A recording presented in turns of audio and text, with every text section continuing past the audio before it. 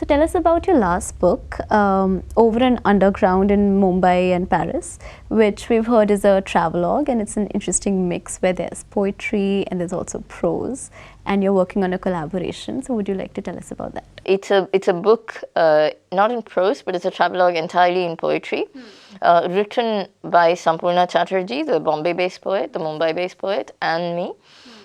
So she's written about the Mumbai local, and I've written about the Paris metro. So it's actually a travelogue that happens entirely in the local railway systems in both cities. And just like wagons of trains are joined, you know, with interlocking systems, each poem is connected to the other through the last or the first line of the previous poem. Yeah, so it's a bit like Antakshari. And that gives a connection. But there's also an illustrator involved? There are two illustrators. So we had the great good fortune of getting help, support from the French Book Office, which is a wing of the French Embassy in New Delhi. And we'd been writing the poems for about a year when I met the then director and associate of the French Book Office, Nicolas Idier and Dorothée Gieux, and they were just preparing a huge biannual platform they have called Bonjour India, which is all about collaborative projects. Okay. And they'd already, you know, been very much present in the previous books, whether it was Until the Lions or The Honey Hunter, which is again a collaborative book.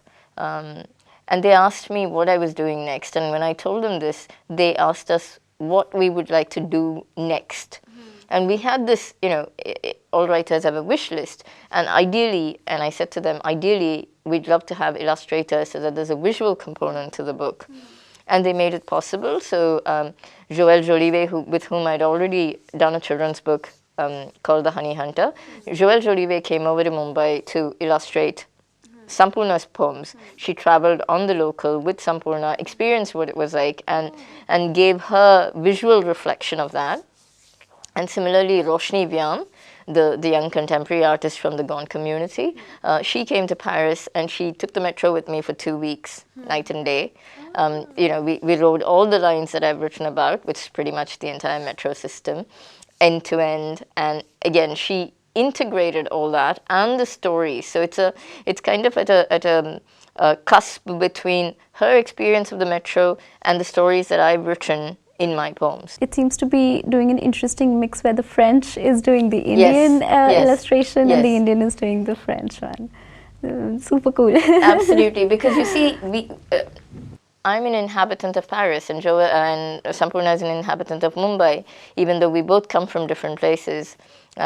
She comes from Kolkata, you know, I come from various parts of India, etc. But in terms of where, you know, in terms of the cities we inhabited before that, but we are essentially citizens of our cities. What we wanted was that the visual element should be that of the visitor. So there is the sense of owning a city through its public transport. And there is a sense of discovering a city through its public transport. So what's been lovely about this is that we could intersect both gazes, both sets of gazes.